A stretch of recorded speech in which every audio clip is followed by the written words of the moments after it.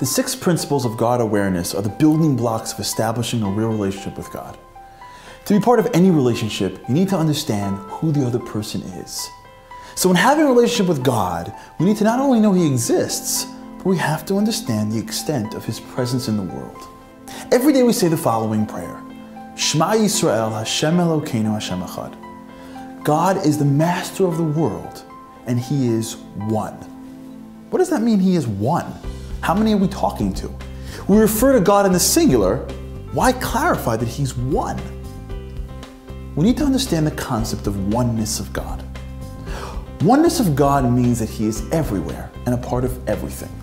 God created a unified world without fragmentation.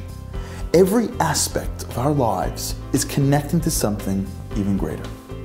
You see, sometimes we look at the world and we see things that are separate. We see good and evil. We see holy and mundane. You ever get that feeling inside of us like there's 2 diametrically opposed forces, the good angel and the bad angel? You know, we're all familiar with that classic imagery, right? Some guy's walking around minding his own business when the good angel pops up on his right shoulder. On his other shoulder pops up the bad angel. The good angel whispers in a sweet melodious voice, "Let the old lady go in front of you. Give charity. Be more sensitive." The bad angel retorts, "Cut her off. You shouldn't be driving anyways. Keep the money for yourself. Get angry." Listen to the good angel, and we feel him nodding in approval. Listen to the bad angel, and he slaps us 5 with pride. That's not true. There aren't 2 forces, only one. The bad angel, or evil inclination, works for the good side. He works for God. He doesn't want us to listen to him. He's trying to challenge us. So when we don't, we grow even stronger. But it goes even further. Oneness of God changes how we relate to our everyday lives. Let me tell you a story. I have a friend who's training to be a commander in the Israeli army. He told me that when he was going through training, he was given a specific mission. As he got close to completion, one of his men got injured. He was devastated. He was determined to finish it right the next time. Then, as he was about to succeed, the tire of his Jeep blew out. He didn't know what to do. The night before his next assignment, it hit him. He wasn't being tested on getting to that specific location. He was being tested on how he dealt with challenge.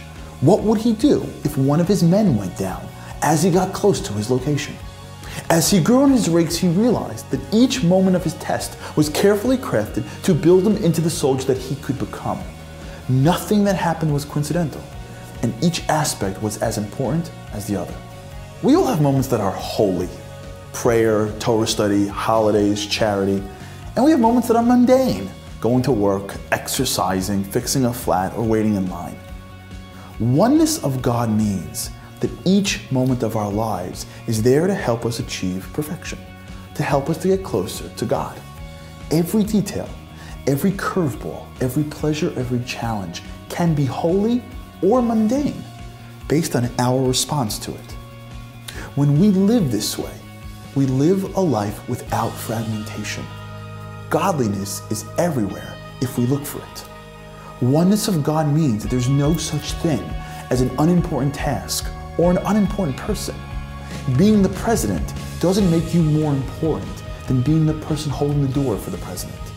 Each person, each moment is infinitely valuable and infused with the potential to be holy.